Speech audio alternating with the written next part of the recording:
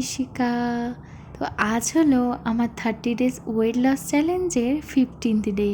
ব্যাঙ্গালোরেও তো বেশ গরম পড়ছে, তাই ভাবলাম আজকের মাছ দিয়ে ঝোল বা ঝাল কিছুই বানাবো না। আজকে তাই একটু টক ডাল বানিয়েছি, আর এই গরমের সময় তো টক ডাল খেতে বেশ ভালো লাগে। আর টক ডালের সাথে ওই মাছ ভেজে নিয়েছি। এখন ওই 8:15 মতো বাজে, ও তো অফিসে বেরিয়ে গেছে, আর আমি ঠিক 8টা থেকে 8:30টার মধ্যে green tea with apple cider ভিনেগারটা খেয়ে নিই। আর টি ব্যাগের থেকে তো গ্রিন টির এই চা পাতাটা দিয়ে খেতেই বেশি ভালো লাগে। আজকে আর অন্য কিছু ব্রেকফাস্ট করতে ভালো লাগছে না, তাই ভাবলাম যে একটা হেলদি অমলেট বানিয়ে নিই। তো এটা একদম অলিভ অয়েলে বানাচ্ছি, আর ডিমের অমলেটে একটু পনির টুকরো দিয়ে দিয়েছি।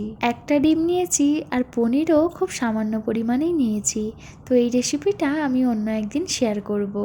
দেখো বাবু, আমি তো ডিম খেতে খুবই ভালোবাসি, তাই ডিমের একটু অংশও ছাড়তে পারবো না, তাতে আমার ওজন বাড়ুক আর কমুক। এই কদিন ডায়েট করছি, আমি কিন্তু বেশ টাইমটা মেনটেন করে চলছি। আর দুপুর 1টা থেকে 1:30টার মধ্যে লাঞ্চটাও সেরে নিচ্ছি। তো আজকের ওই টক ডাল রয়েছে, সাথে অল্প ভাত আর মাছ ভাজা আর কয়েক টুকরো শশা। আগে তো টক দইটা দেখলেই শরীরটা কেমন হতো, মনে হতো যে কি করে যে খাবো, কিন্তু এখন আমি টক দইয়ের পুরো ফ্যান হয়ে গেছি। আর এই টক দইটা তো ঘরেই পাতা, কি যে সুন্দর টেস্ট হয়। আগের দিনে দইটাও খুব সুন্দরভাবে বসেছিল, আর এটা তো কালকে রাতে বসিয়েছে।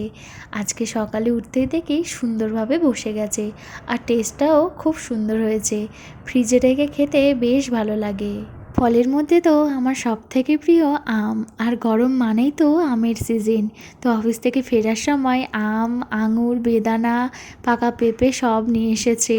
ফলগুলোকে তো ভালো করে জলে ধুয়ে নিয়েছি, আর আমটা কাল ঠাকুরকে আগে নিবেদন করব, তারপরেই আমরা খাবো। আজ সকালের ফল খাওয়াটা মিস হয়ে গেছিল, তাই ও আসতে ফল কেটেছি, দুজনেই খাবো। মনটা তো খুব চিকেন চিকেন করছিল, তাই আজকে রাতে রুটি আর একদম অল্প করে তেল দিয়ে চিকেন। এই তো আজ শেষ, বাই বাই।